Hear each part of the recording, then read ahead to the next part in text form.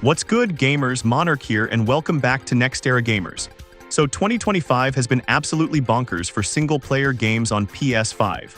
Like seriously, if you told me 5 years ago that we'd be drowning in this many quality solo experiences, I would have laughed while crying into my Cyberpunk 2077 launch day disappointment. But here we are, the PS5 has finally hit its stride and developers are throwing bangers at us left and right.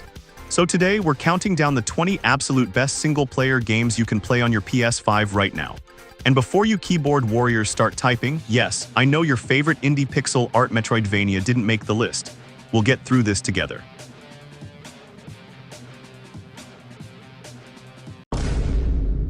Alright, starting us off at number 20 is Stellar Blade. Now I know what you're thinking, Monarch, didn't this game get memed to death? And yes, the internet did what the internet does best. But strip away all the discourse, and you've got a genuinely solid action RPG here.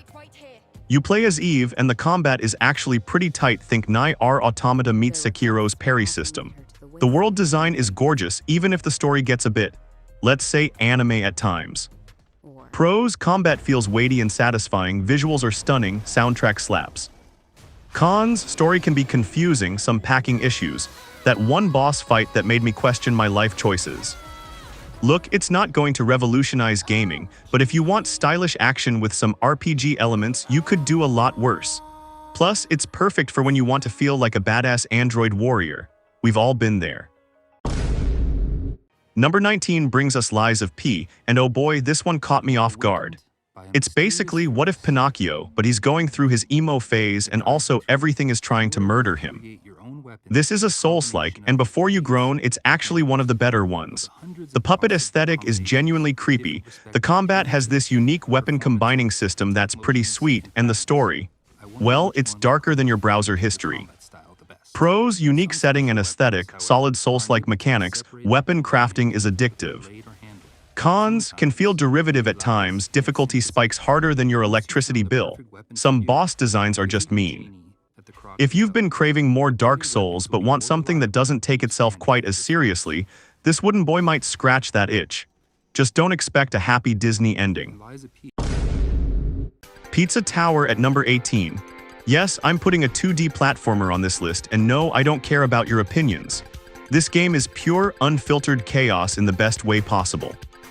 You're this unhinged Italian chef dude who moves like he's been mainlining espresso for 3 days straight. The animation is smoother than my pickup lines, the music is an absolute bop, and the gameplay. It's like if Wario Land had a sugar rush and decided to become a speedrunning nightmare. Pros: incredible animation and art style, music that'll get stuck in your head, pure fun. Cons: can be overwhelming for casual players, some levels are bonkers difficult. This is comfort food gaming, messy, chaotic, but absolutely satisfying. Plus, at around 10 hours, it won't consume your entire social life. Your friends will thank you. Coming in at 17, we have the Dead Space remake, and holy necromorphs, did EA Motive nail this one? They took the 2008 classic and cranked everything up to 11. For those who missed the original, you're Isaac Clarke, an engineer trapped on a space station with creatures that want to turn your limbs into modern art. It's survival horror at its finest, with zero gravity sections that'll make your stomach drop. Pros: incredible visual and audio design, faithful to the original while improving everything. Dismemberment mechanics are chef's kiss. Cons: some backtracking can be genuinely terrifying, pro or con depending on your perspective. Might cause trust issues with dark corners. If you want to experience pure dread while questioning every shadowy corner of your own home afterward, this is your game. Just maybe don't play it alone at 2 a.m. Learn from my mistakes.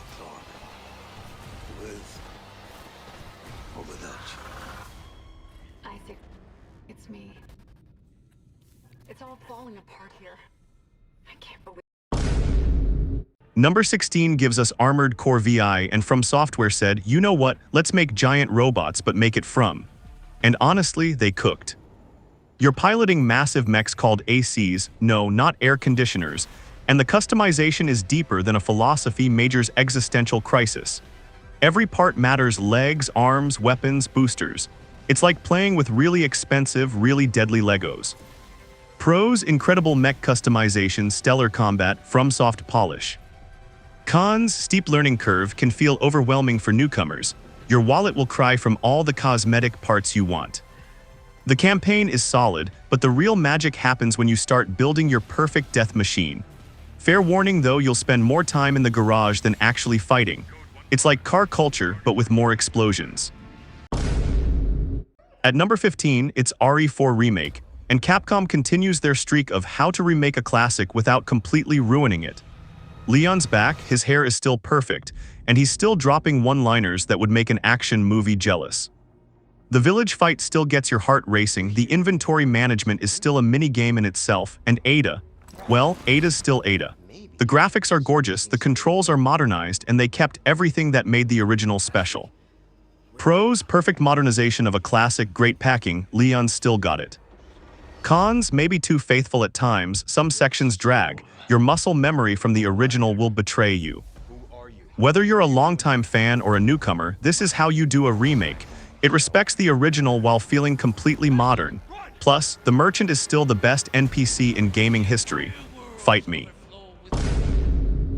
Final Fantasy XVI lands at number 14, and Square Enix said, "You know what Final Fantasy needs? More Game of Thrones."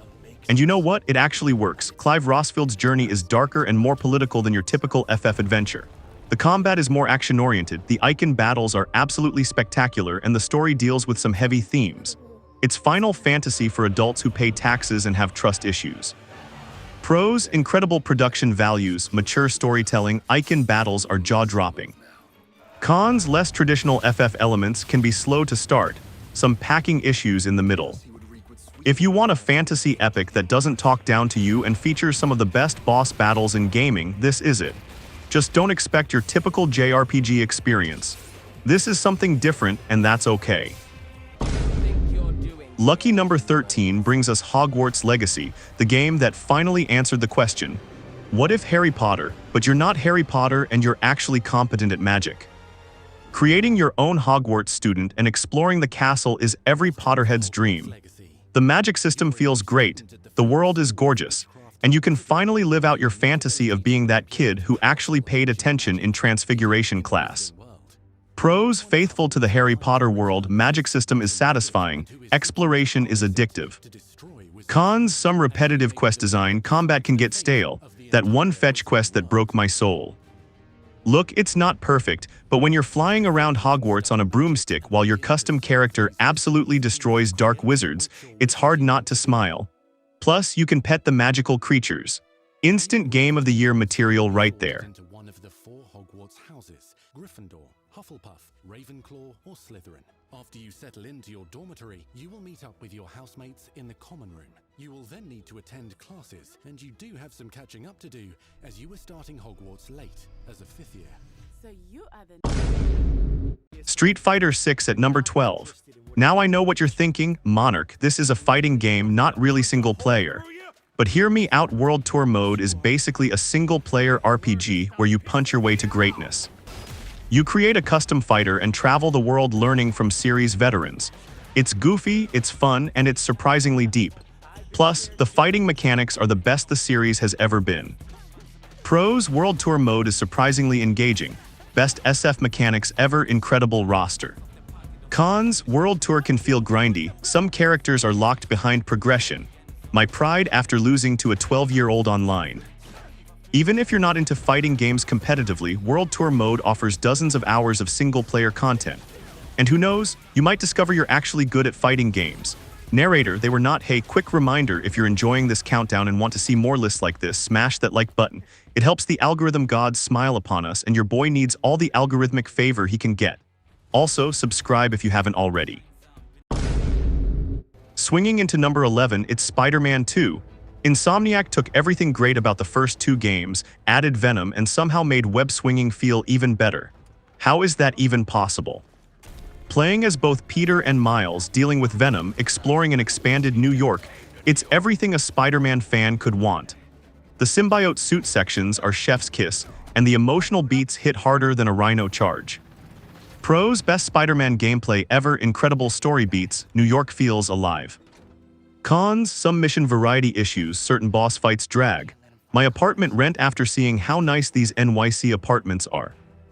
The side content is actually engaging this time around, and the main story will have you on the edge of your seat. Plus, photo mode warriors, this game is your new best friend. The screenshots alone are worth the price of admission. At number 10, we have Sea of Stars, the indie JRPG that made me feel things I haven't felt since I first played Chrono Trigger. This is comfort food gaming at its absolute finest. The turn-based combat has these timing elements that keep you engaged, the story is heartfelt without being cheesy, and the pixel art is absolutely gorgeous. It's like if someone distilled the essence of classic JRPGs and made it into a game. Pros: beautiful pixel art, engaging combat system, perfect length at ~25 hours. Cons: can feel too familiar at times, some puzzles are obtuse, made me question why modern JRPGs can't be this good. If you've been missing the golden age of JRPGs, this is your game. It's not trying to reinvent the wheel, it's just making the best wheel possible. Sometimes that's all you need. Wait Monarch, this is Nintendo. But hold up, with PlayStation's streaming service and some creative solutions, you can actually experience this masterpiece on PS5, so it counts in my book. Tears of the Kingdom took Breath of the Wild's formula and said, what if we just broke physics entirely? The building mechanics are insane, the world is even more massive, and Link's new abilities will make you feel like a mad scientist. Pros: incredible building mechanics, massive world to explore, physics system is wizardry.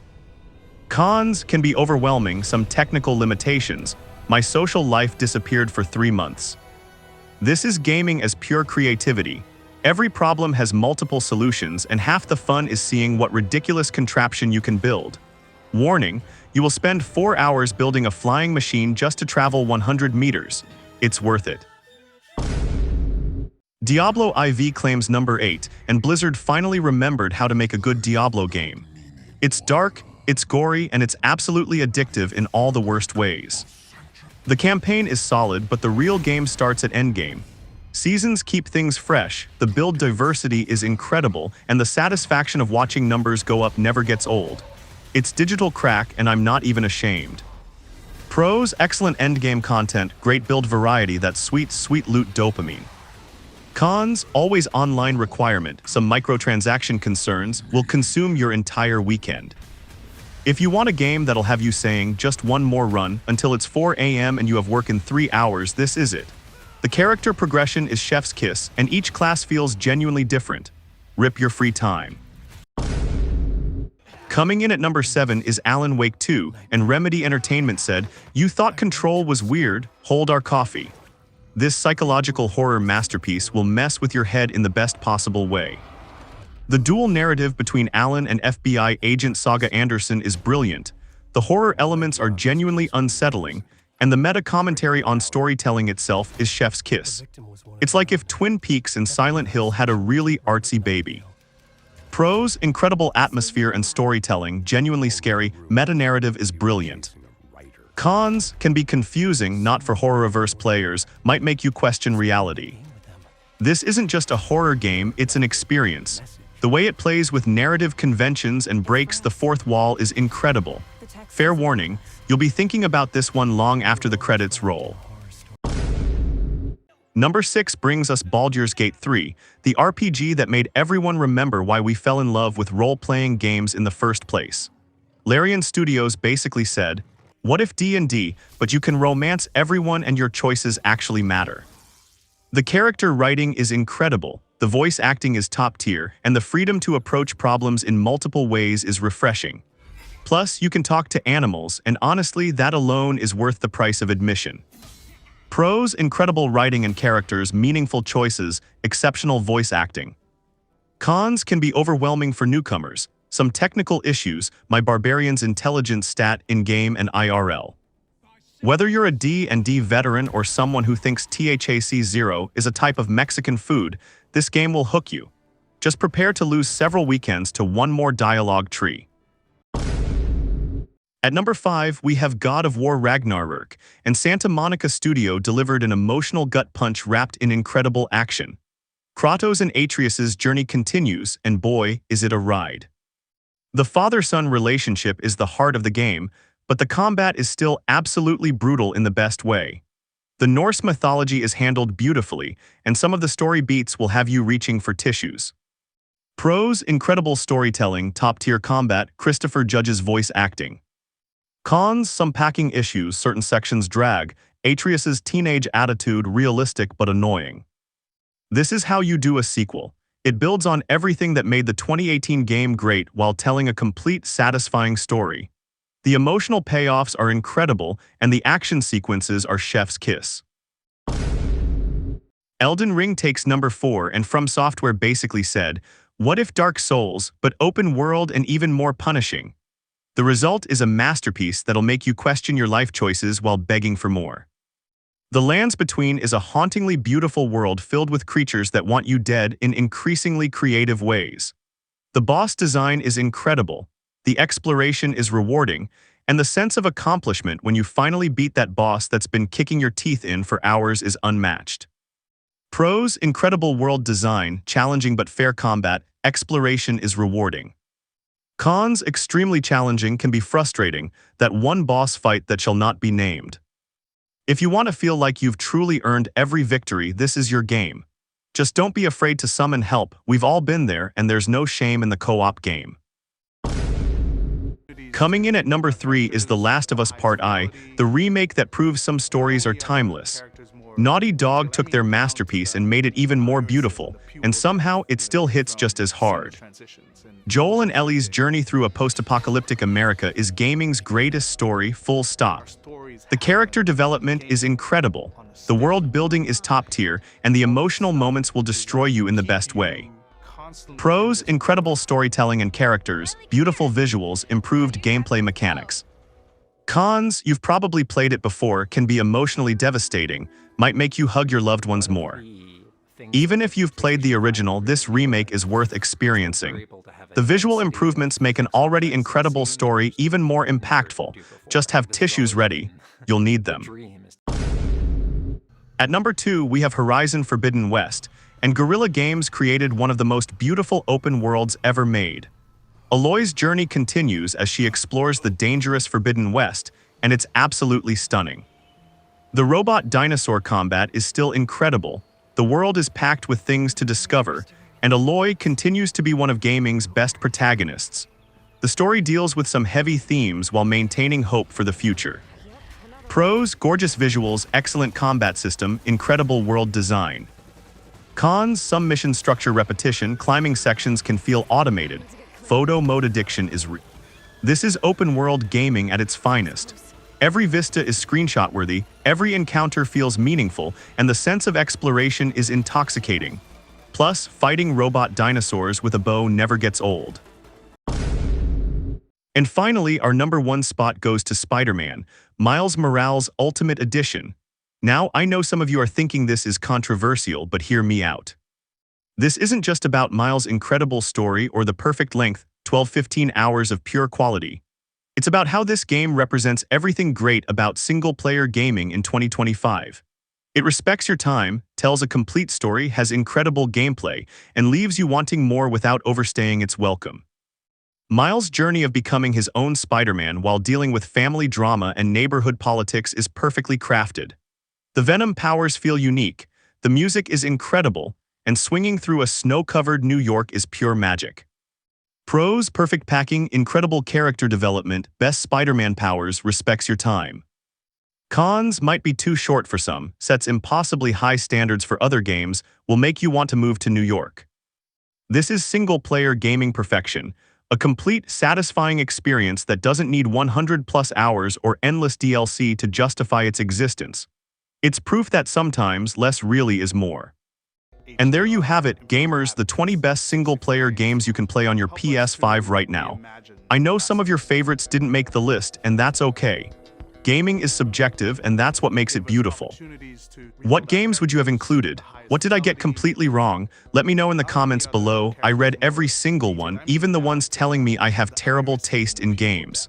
They hurt, but I read them.